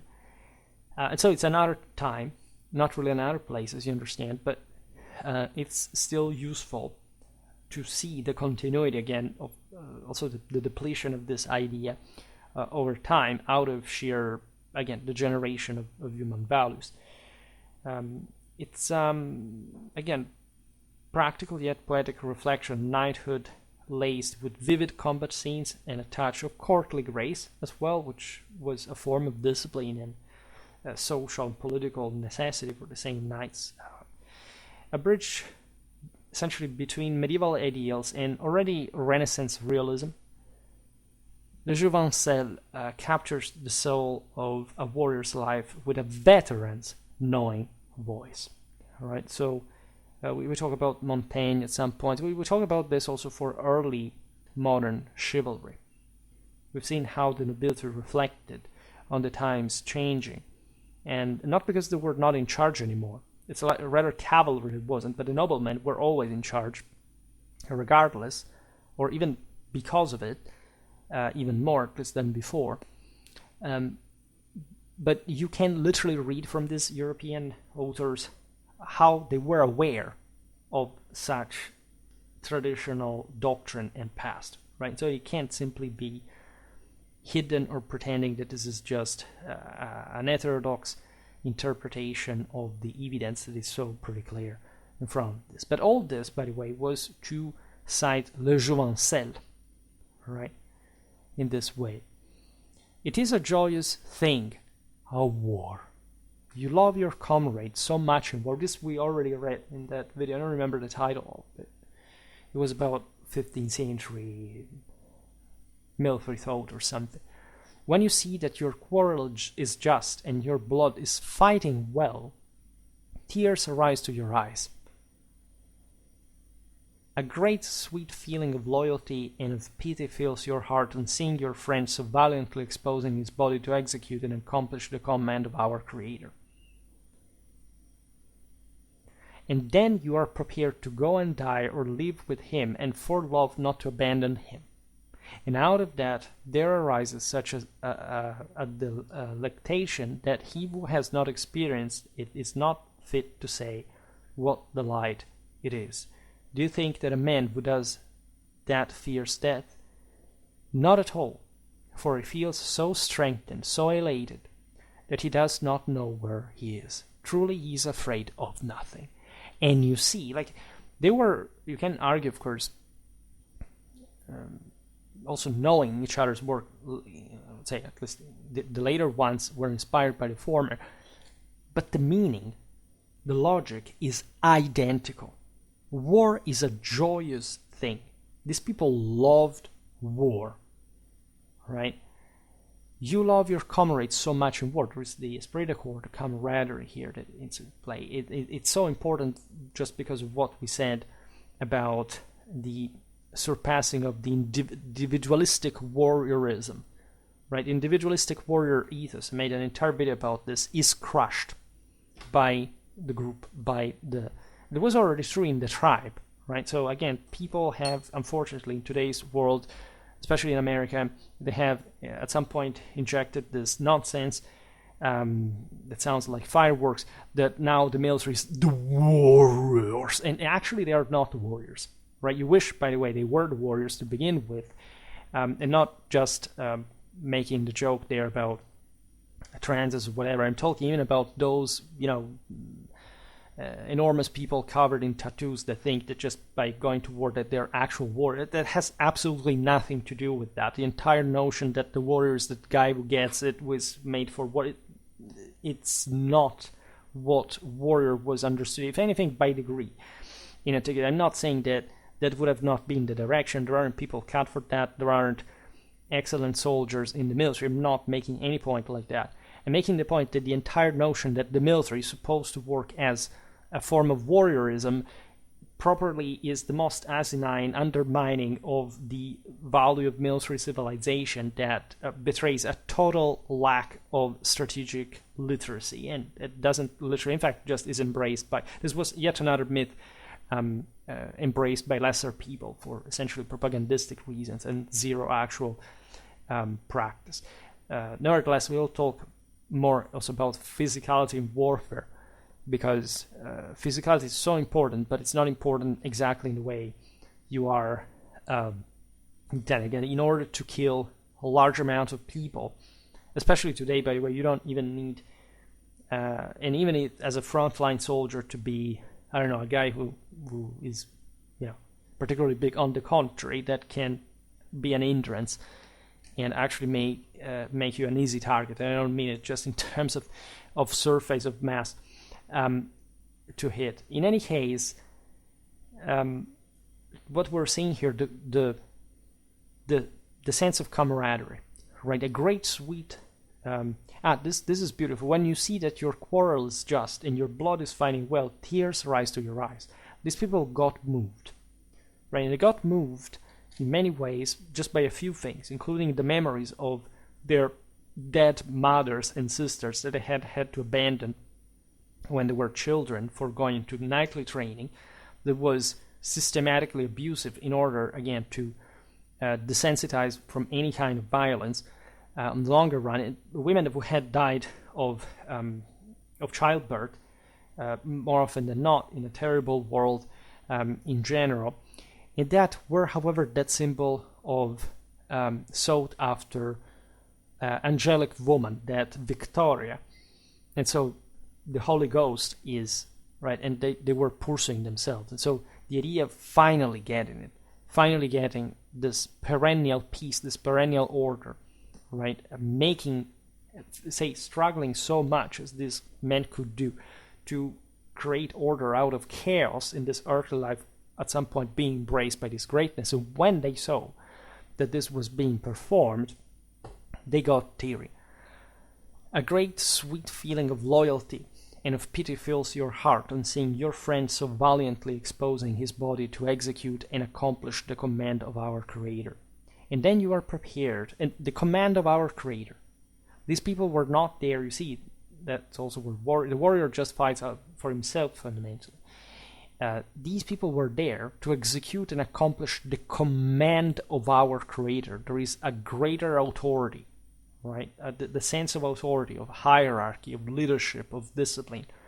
This is all for a higher purpose. It's not for the end of itself, right? That's why discipline is so important in making up for the lack of this among people who should be functional warriors and that instead lack that capacity and are overwhelmed by discipline, as a matter of fact.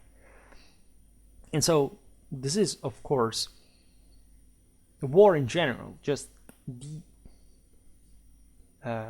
will of God, right? And then you are prepared to go and die or leave with him, and for love not to abandon him.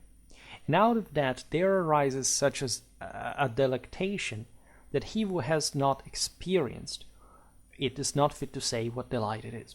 These people were growing dependent. This is very notorious in traumatic stress disorder, in that whatever the military sort of tends to repeat themselves still today without having heard of this, had they read. They're just average people, average people. The medieval literature, they would know that this is absolutely not something, that's not a surprise to people who have not been in actual combat or whatever, that there is this feeling that in war, the guy next to you has your back and you have his, which is actually a bad phrase if you want to crack jokes into that, but literally meaning that there is in war a trust, a bond, a sense of loyalty. There are rules. You're there to die, but actually you're entrusting your life in the hands of this person that in the moment in which is really triumphing, is as if you had been part of a whole thing with the unit, the corps, and so to a degree that you obviously do not see in civil life, because civil life has been properly detached from this all. They've been again disarmed, they've been forcibly pacified, they have been detrained, deliterated from any military knowledge, strategic education, wisdom. And again, this is harsh to say, but yes, even being a soldier just per se has a few to do with understanding what war is in a broader civilizational, historical, and even military sense.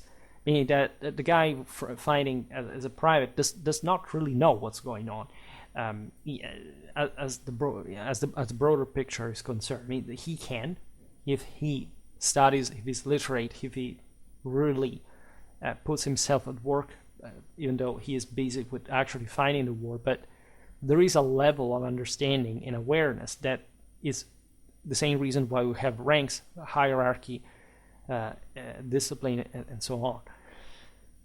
We'll talk more about this stuff because I want to talk more about contemporary warfare, and this easily intertwines with political issues as well.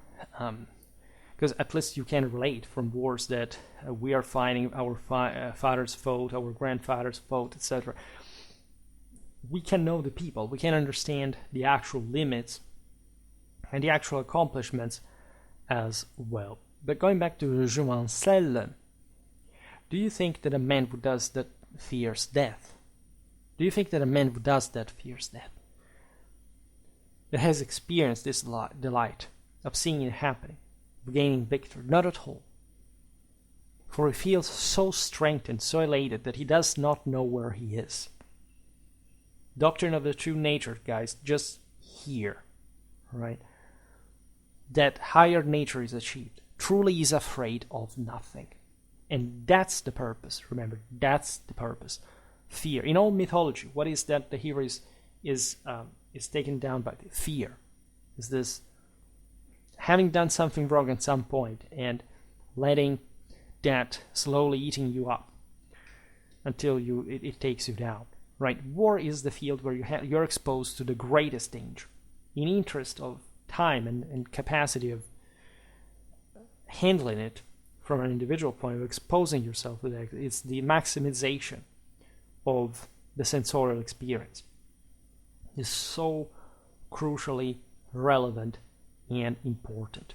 Huizinga correctly noted that Le Jouvencel, especially from this excerpt, reveals essentially the emotional groundwork of true bravery in battle, which, if you think about it, is what some people want to hijack in the European tradition, would like to tell, that is basically just a guy doing whatever he wants for the sake of himself, right?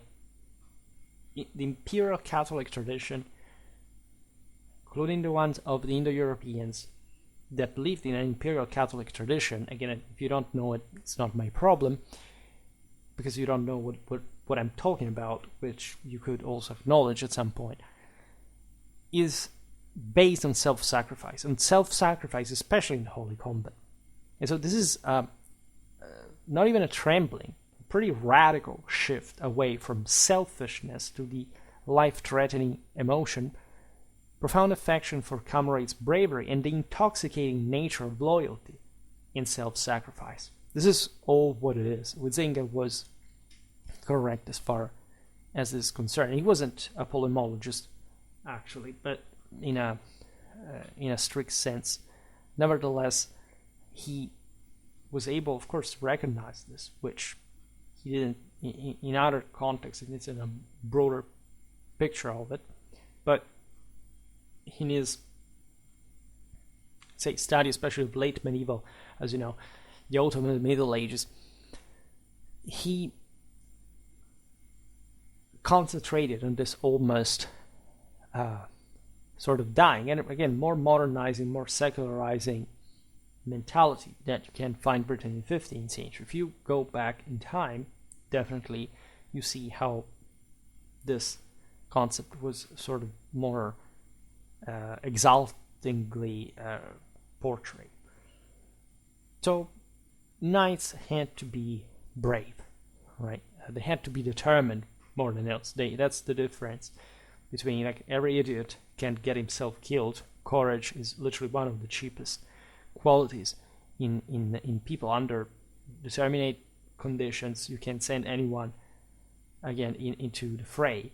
The important is doing it when you have the right knowledge, and especially you can act upon it, which is determination, which is crucial. And Clausewitz beautifully describes it from a psychological point of view. Now, one scholar became so enthusiastic that he argued that it was simpler for the Knights Templar to maintain their position until the end of battle than submit their will to their leader and fight cohesively. This was not really true. Like, it was, as we've seen, both things. Again, there was this knights could have not existed hadn't they had an enormous individual capacity, but bent to a collective function. Right? It's a bit like Roman legionnaires. People have difficulties of reasoning outside of dichotomies. It's either this or that. No, Roman legionnaires were excellent in disciplined formations, but not because individually they were not trained to be the best. And also, especially maintaining that historical aggressiveness stemming from their Italic tribal background. They were designed to channel that force into that space that pertained to them, and also, of course, being trained to fight individually when they were cut off from the group, God forbid. It's obvious that the aforementioned texts were essentially indoctrinating ones to a degree. They had, again, an exemplary didactic purpose, consequently praising martial spirit and fearlessness towards death. So I do not want to pass to a strictly military historical inquiry like what happened in a battle or another. That I have another video incoming for. I would like rather now to look at the Westerners from, however, the Byzantine and the Arab eyes for a while, because of course we have very interesting info over them that actually does show the incredible bravery of these individuals. But we will again talk another time about the reaction to danger, what was actually done in combat to avert death and defeat more than else, injury, wounds, captivity. Knights were really conceived as those guys who had to stand their ground no matter what. It's true that the rank and file one, so to say, wasn't just fighting to the death, but if you look at the aforementioned Templars, for example, we will talk about the famous statutes really mirroring the level of discipline expected from them, were conceived for being, again, those people that in a single combat had to take down 30 opponents before going down themselves. All right, and these are people that, as we've seen in their lives, were properly designed to kill, we can imagine, hundreds of people at least, in a combat situation. However, peril existed, and they had to cope with that responsibly as well. Otherwise, it would have not been enough just to fight brave, right? But there can't be bravery without fear, as we've seen in a, say, counter intuitive way to surpass, because they're part of the same world, right? The higher nature does not contemplate such pathos, right? This pathetic approach. Like, you have, if anything, as a human, fears to surpass, and bravery is needed exactly for that, but you also have to know how to do it, because there is a logic behind it all, a wisdom. It's not merely a mimicking of a higher nature. It must constitutively, essentially, be part of it.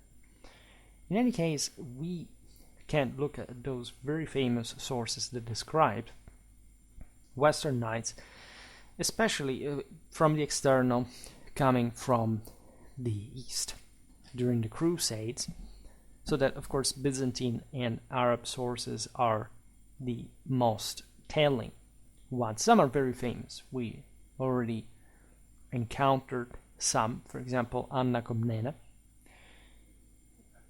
very important historical and informed historical commentatrix, so to say, daughter of the Byzantine Emperor Alexius I, that really knew those crusaders. She had a crush for Bohemond of Taranto, for that matter. These men were really impressive, and the Byzantine princess was surely perturbed by them. But even more importantly, she knew of war, if anything, just being the daughter of one of the most important, not just Byzantine rulers, but also commanders. Made multiple videos about Alexius. I also made a video about the Battle of Dyrrhachium, where we read from the same Anna work. As you remember, fundamental for the battle accounting. Nevertheless, we observe her encounter with this, Norman force, formidable Western knight that is tough and brave, however pretty uncivilized according to Byzantine standards, especially because these barons, as we were saying before, did not display an enormous amount of discipline, considering at least that they were powerful as warriors enough to contest the same royal one. We're talking the end of the 11th century, at the beginning of the 12th. So figures that did not understand, for example, the very sclerotically oligarchic Byzantine society and political system that, in a sense, they were put in crisis exactly by that point. So for the Byzantines, the Franks, or the Celts, as we'll understand now in Anna's ethnographic vocabulary, were uncivilized, were definitely inferior to the Byzantines at large, but they were not to be kidded with, because even if the roughness and recklessness put them in trouble more often than not, they also knew how to often get out of the same, and they were a bit the epitome of the riders, right, of those at least fanatic chargers, which is something, by the way, that the Byzantines had already noticed for the so-called blonde-haired peoples in the Pseudo-Maurice's Strategicon at the end of the 6th century. It's not much had really changed. It was just half of a millennium before, and really in a time where, say, civilization had not radically been altered in its fundamentals, in its essentials. I made a video explaining how sort of unfair our understanding of the Latin Germanic East, especially considering those anti-Western, exoticistic, orientalistic trends that want, the Byzantines or the Arabs to be the third millennium civilization in comparison to the dark ages of the West. It's absolutely untrue, right? But not in the usual, it's a myth, but I show you now in a relativistic way why it's not. No, it's literally not true in absolute terms. I mean, Latin Germanic Europe historiographically is mostly viewed in pop culture through the deprecation that was made of, in fact, the Dark Ages, mostly from a British point of view, like looking at, of course, Northern Europe being less developed as far as that national perspective was concerned. We know less, it's true, but also because of the prejudices against the papacy, the Dark Middle Ages, obscurantism. Instead, Western Europe was overwhelmingly developed in its fundamentals as compared to the other civilization. And even when it was sort of more laboriously developing towards something more cohesive and compact, it managed eventually to overflow, and that didn't really happen overnight, but not even in such a long time that we're talking about completely different world, right? The West, since Roman times, had remained very highly civilized throughout all the period. There is no sort of dark age gap in between. An era, by the way, that which, like also other cultures, were not really faring excessively well at large. If we're talking about just, of course, the times compared to our own, and in terms of material culture, etc. We'll talk more about this, but it's important to understand the side here as well. Now, Count Robert of Flanders, alongside some of his knights at the forefront of the crusading army, were in the First Crusade, was unwavering as he battled against the Saracens. If you're interested, I made a video about the Counts of Flanders, but at least the County of Flanders.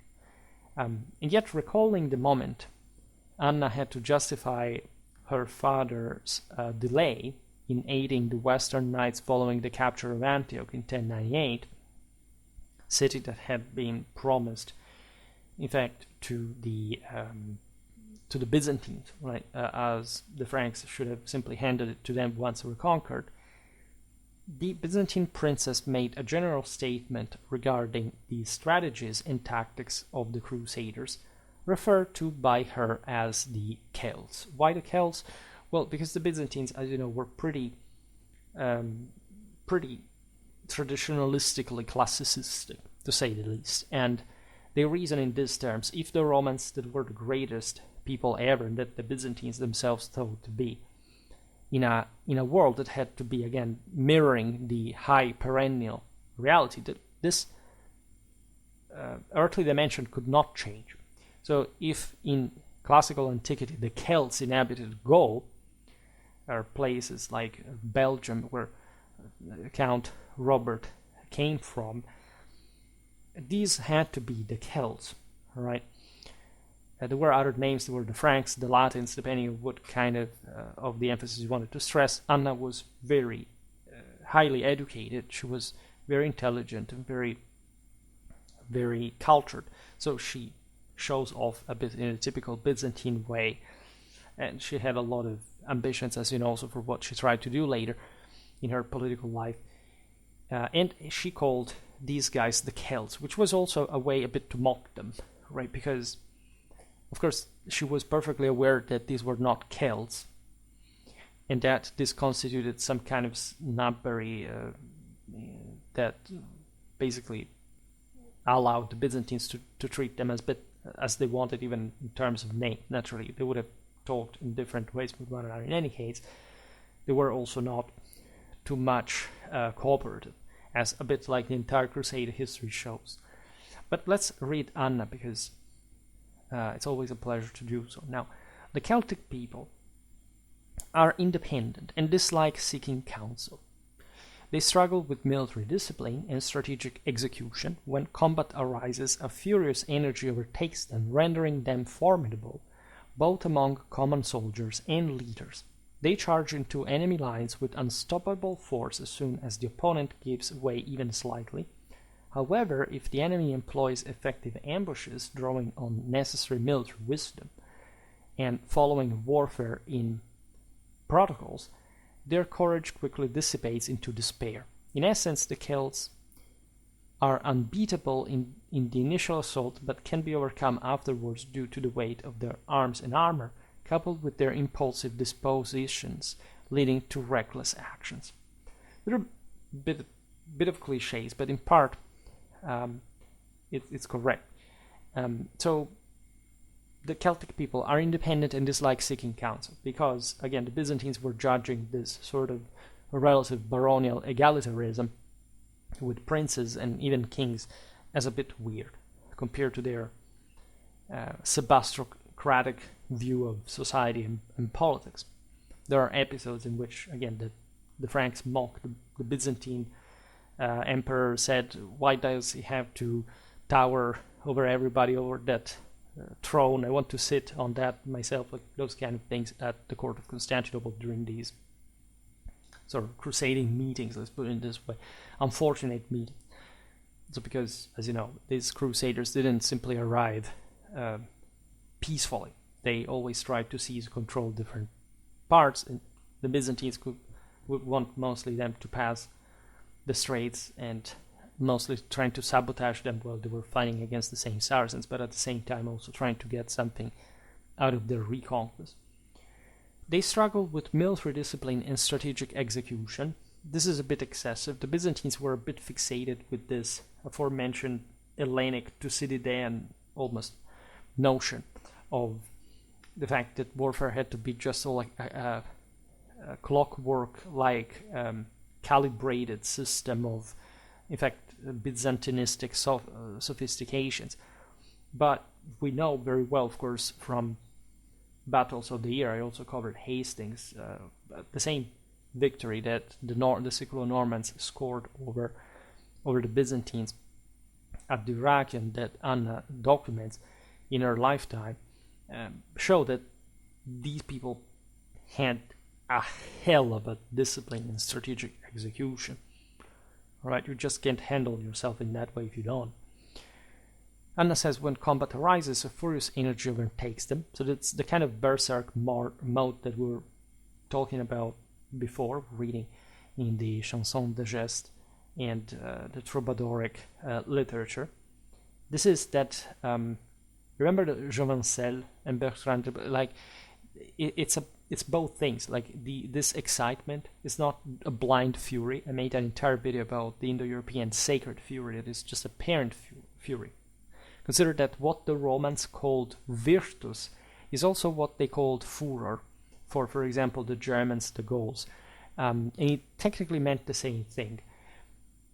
Or at least it meant very, very different things etymologically, but as far as the practical enactments of their, say, of the common, I talk often about the Celto-Roman Germanic sort of shared religion, military religion, the same way to trigger that divine superiority, virtus. Virtus is the essence of the warrior, of manhood, right? And so this heroism and divinity.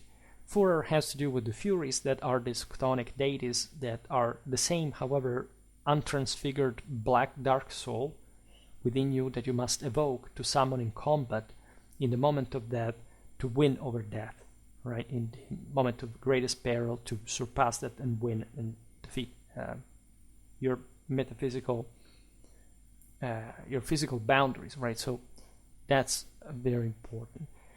And so here, Anna documents that. Anna is very specific in this, right? She points it out as, of course, a sort of craze, some kind of uncontrollable attitude that, however, renders these knights formidable. And not just the knights, it says both among common soldiers and leaders.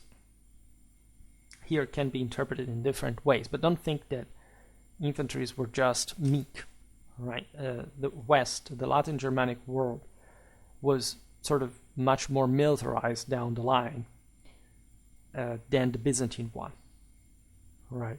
And not just because it was looser, more tribal. We're talking properly about the level of political liberty that communities had.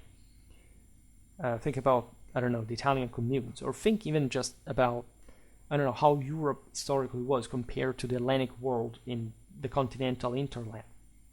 Celts, Germans, again, Italics. These are the same people that the Byzantines are encountering that have a much greater sort of individual, for example, liberty, but I'm talking down to the individual person, wealth, literacy. So it's a very different story. Of course, the Franks were a bit rougher, and especially the Gallic world was very, very oligarchic, but it did not stifle out the development of the local communities, autonomies at the same time. This is a very difference between the Latin Germanic and the Byzantine civilization. I also recently made a video about 12th century Western European infantry that can fit that. There's one about the 13th century. We'll talk about the 11th at a point as well, and we've seen that this were pretty tough infantry as well. But here Anna is referring to the average miles, so to say, so not just the leaders. And she's talking about knights in general. And she says, however, so they charge into enemy lines with unstoppable force as soon as the opponent gives way even slightly, which is very interesting as it shows how loaded these people were, which is yet another indicator of actual moral superiority. So you see the Greek mindset. She observes the fact that in theory you should charge the enemy when he's sort of done for, and a last push will break it. But in a practical sense, the best way we studied also in von Clausewitz to manifest your superiority is by smashing into the enemy face as quickly and straightforwardly as possible. If you're waiting for that, you're just losing time, giving the enemy time to reform, having the initiative. So actually Anna does probably not understand this. She was also, the Byzantines tended to be very, very, very, again, traditionalistic in also philological terms. So whether she was thinking here about any Byzantine military treatise passages is another story. I don't want to enter it because it's not that important. However, indirectly, and this is the most important thing, she tells us so much about the psychology of this Western forces, to the point it shows how really morally superior they were compared to the Byzantine approach. Otherwise, she would have not said that these guys wanted to break the enemy at all times and were crazed when they charged, because she was evenly describing this as a sort of an exoticism. This did not belong quite, at least in the same way, the same degree, to the Byzantine world. It had similar things, actually, but just by different degree compared to these Westerners. Remember, von Clausewitz as well, war is a moral affair, right? It's a clash between moral forces that are are always reciprocally influencing each other, right? And so remember also the purpose of war, that is an act of violence aimed at compelling the enemy to fulfill your own will. Anna says that, however, these Westerners were vulnerable to effective ambushes, which here she evenly connects to, in fact, the aforementioned Byzantine tradition, like saying, we have written about this, we know about this, our way of war is a lot about that. The Byzantines were aware of these, again, sophistications, these stratagems. We made recently videos about Byzantine tactics and warfare, highlighting how likely the Byzantines fought in not even that dramatically different ways from the Franks, right? In general, there are important differences, but again, there is a bit of an idealism from the Byzantine side, probably way more than there was regarding chivalric literature from the Western one. In fact, as we see here, actually the latter is greatly reconfirmed, right? She says, by the way, however, that the Westerners at that point, by being ambushed, they quickly start freaking out if, of course, this ambush is successful, and so they will have lower spirits. Of course, at that point, if you're ambushed successfully, everybody would have lower spirits. That's the point of an ambush, right? So you would give way because, of course, as we were saying before, you're not there just to die. And that's just something traumatic and shocking to fall into things like an ambush. Anna says that in essence the Celts are unbeatable in the initial assault, but can be overcome afterwards due to the weight of their arms and armor, coupled with their impulsive dispositions leading to reckless action. So they're so bold and risky that, however, represents the fulfillment of the second person of the Clausewitzian Trinity. And she also doesn't know how to couple the former point, which is a bit, as we've seen, relative, meaning, yes, you fall into an ambush, but how? It's not like ambushes are so to set and, I defeated you because you were dumb, you didn't see that coming. Like we talked about flank attacks, even about leadership, armies, units control, and I will make more videos about flank attacks and so on. It's not like you can always perform, or even often performing them in a successful way. The Westerners, by the way, were also about this. So she throws in this fact that they were heavy, so that that is actually also a plus as well. If they were, as we've seen at Dyrrhachium, in which literally the Siculo-Normans pierced through the Byzantine lines without too much issue, apparently.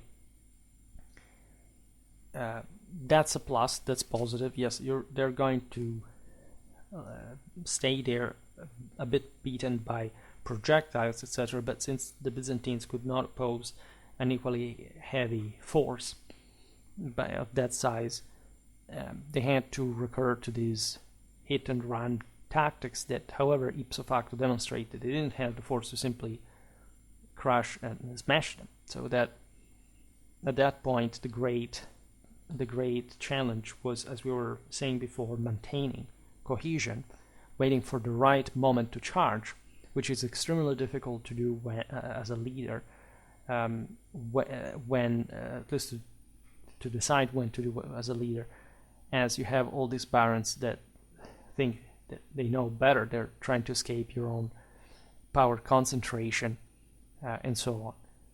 Nevertheless, in another instance, Anna states, the Celtic race is independent and does not like asking for advice. They have no military discipline nor strategic skill, but as soon as they have to fight and do battle, a raging fury seizes their hearts and they become irresistible, common soldiers and leaders alike. They hurl themselves with invincible impetus into the midst of the enemy ranks as soon as the latter give a little ground. I would say overall Anna makes a very good portrait of Frankish knights. Their protective gear is impressive, their bravery is incredible. Even so, there is much at play here, through which she basically gives away the fact that these guys were better at the Byzantines at heavy cavalry tactics that, by the way, at the time were dominant, so it's really crucial. I will not digress on the obvious reason why, I don't know, the as I was saying before, the ambush is not immediately replicable without any preparation, without any luck, without actually any certainty. So it's really another story. We often commented on this. The larger the engagement, especially, the least you can really do something of that kind. Or at least you can do, but you must hold the line first. And if you don't have an equally impacting amount of these troops, it won't really work in the same way. Again, the video about the Battle of the Dyrrhachium is quite exemplificative of this all. There is, by the way, another side that is, of course, the Islamic one, that frankly was at times even envious of the Franks. There is here a bit of mythology regarding the fact that both the Byzantines and the Arabs did not have equally effective armor as the Frankish one. We made lots of videos explaining why this is not true, at least in terms of actual design, actual metallurgy. It's rather true in the availability, right? The Westerners had actually much more armor around. They tended to be politically and socially more cohesive and organized, and as such, right, against quite sort of publicly deteriorated civilizations like the Byzantines and the Arab one, the latter especially infiltrated by essentially this feudal Seljuk element. It was, however, not even fully feudal as the Western one, did not provide with equally large and drilled amounts of heavily armored cavalrymen.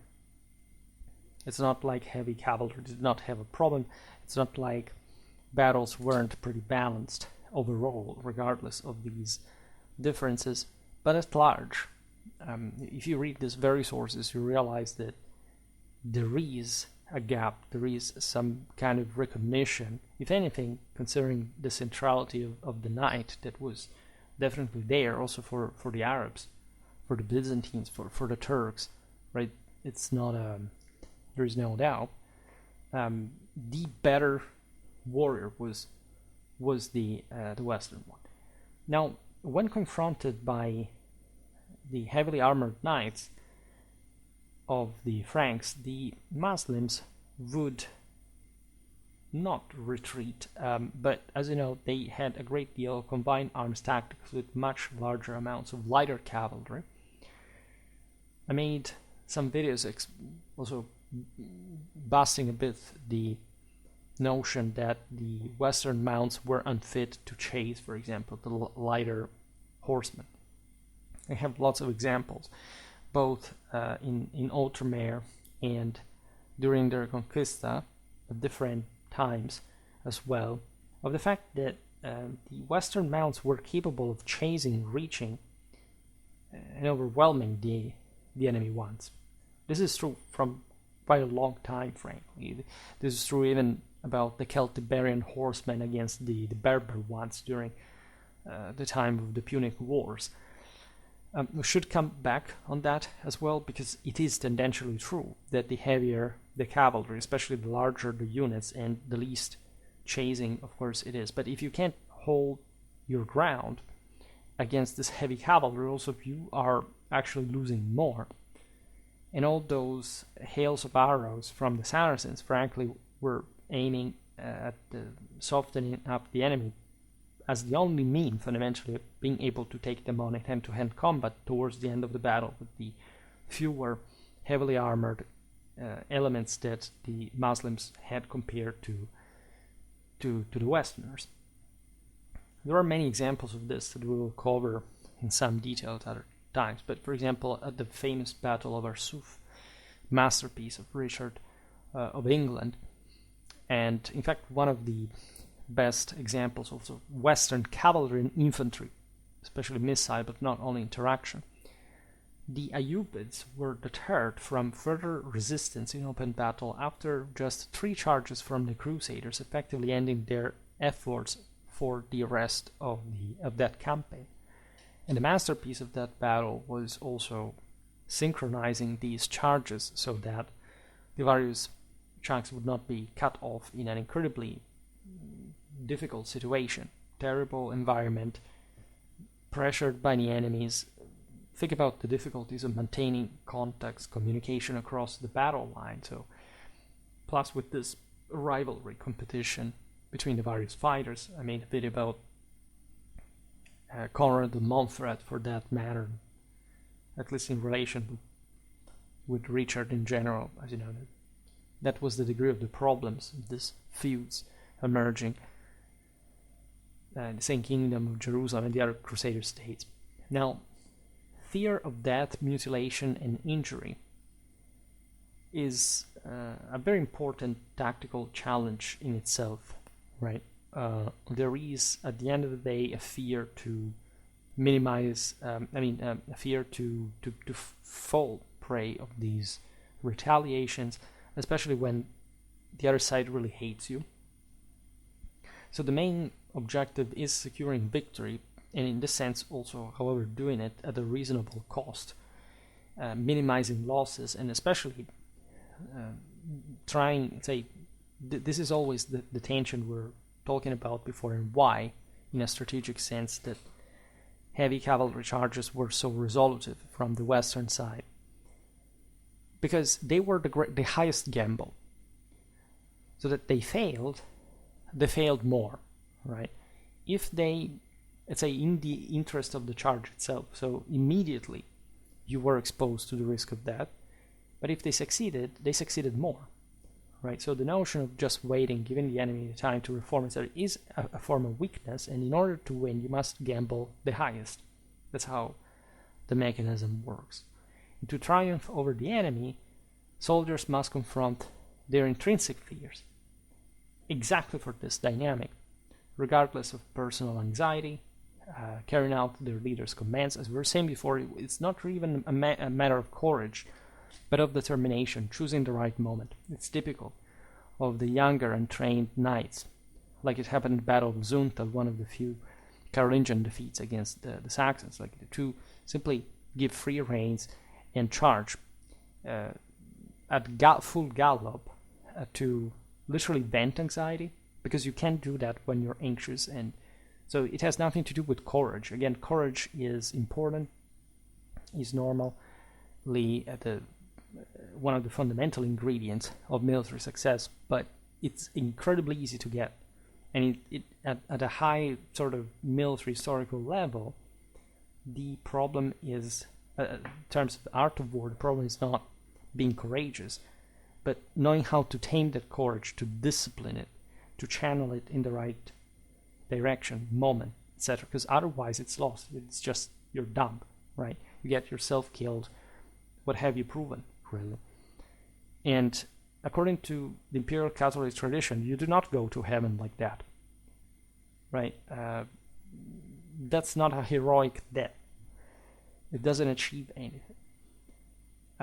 Consequently, the tactical aim actually focused on mitigating fear with one's ranks while attempting to instill terror in the adversary through your readiness, through your vision, to your determination. This vital element of knightly combat behavior remains fundamentally underexplored in academic discourse. This is what Verbruggen was already noticing, and it is still true to this day. Especially considering, again, that this whole notion of moral forces is quite contentious due to the aforementioned culturalistic prejudices. The fact that if you don't understand the Clausewitzian principle on the basis of which moral forces are the most important aspect in war, and you think it's just a materialistic, deterministic thing, you think about arms and armor rather than collective training and moral capacity, you cannot understand the history of warfare.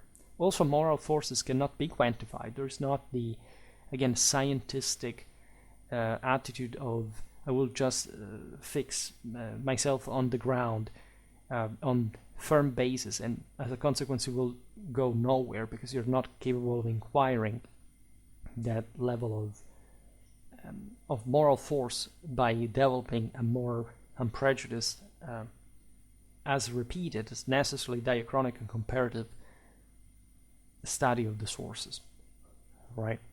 And so the lack of research in this fascinating area could instead tell a lot about the psyche of knights. Fortunately, we have a lot from mythology, from religion broadly spent, spiritual history, ecclesiology, geography, the sagas, the epos. There is so much where you can draw from. And in fact, I would say the main problem is not much the fact that we don't have any straightforward explicitation of how a knight thought at the time. It's that people normally study this thing do not normally study history of religions. That is the one element that actually matters when you want to understand the spiritual, that moral dimension.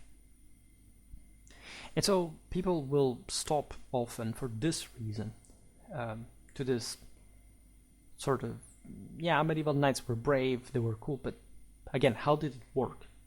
Even in strictly practical terms. You know, I personally specialize as a living in battle reconstructions, more or less. But I'm also expanding this other spiritual dimension because, and also in a current publication I wanted to submit it in February, but it will likely arrive at the beginning of March with that. Because it's the only way to understand also what these people were believing, right? You can't study knightly history if you think that knights were just automatons that you must, look at like in a movie or in a video game. It doesn't make any sense. You must be a cultured person. You must study literature, art, religion, anthropology. You should learn languages. You should be able to translate from the original one. So that's the most important thing. In any case, the greatest warrior, let's put it this way, the quintessential fighter, is typically portrayed as fearless, primarily because, again, that is the greatest achievement that makes you act knowing that full it's not rationalization, it's that plus it's irrationalizing in terms of knowing what's going on. So it's a sort of wisdom rather than anything. It's realizing that you must actually be scared. You must summon those forces of evil, but just to tame them. And so to understand why you have to do so, because that increases your chances of success, and it's so inspiring that it immediately manifests itself. That's also what, aside from individual fate, the collective logic of an army is so strongly based on discipline, on unity of command, on leadership, on authority, on the broader moral forces. Because if you don't know how the whole thing works, you can't enact even the bigger purpose, right? And again, just as a solo guy, you can't quite do it, if not in smaller engagements. And so the best fighter engages in combat until utterly exhausted. That's yet another hallmark of military quality, especially with cavalry charges. The more you are able to perform them, the better a cavalry unit you really are. Right? Here we're looking at multiple cavalry charges routinely performed, at least 3. Like at least medieval knights are, at least until the enemy breaks, medieval knights are the top of this in many ways. They also at a collective level, in a sort of straightforwardly natural, almost instinctive fashion. Like they are fundamentally the best you can find in this regard, and it's exhausting. That's why you have to be resilient, which is tough because you are spending forces. That's why what I was saying about the beginning, the genetic, the racial component. Knights could be also people, average people in a sense, say not supersized individuals. However, being bigger and at least better trained especially to resist to any kind of heavier shocks and traumas, was the way to, and that was a thin balance, as you know, a thin thread in that balance between the extremes. The way these guys went through all the initiation for being knights, how they were trained, rising through the ranks from squires to knights themselves proper. I made a video about the actual dubbing. There was yet another stage of this initiation and confirmation, fundamentally. That is also yet another very overlooked topic.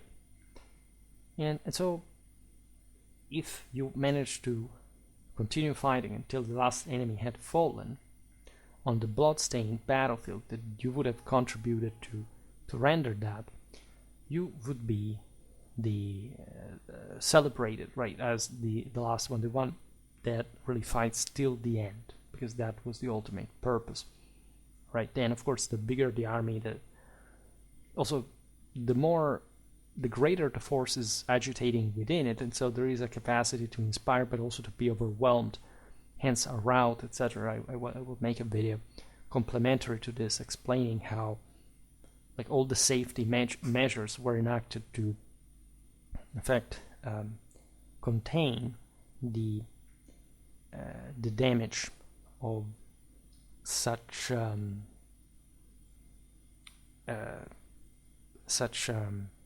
of a defeat, right, of a rout, of a withdrawal. So it's incredibly important to look at this in a military historical sense and to understand the knight, not just from the outside, but say as the person is, what he thought, why he went there and how.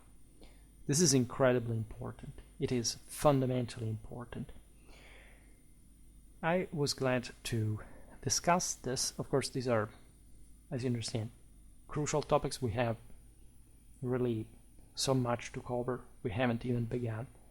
For today, however, I stop it here. I just hope that you enjoyed this video. If you did, please share it. Otherwise, do a like or subscribe to my channel if you're interested in my upcoming content. As always, I thank you heartily for listening to me. I wish you a nice time and see you next time.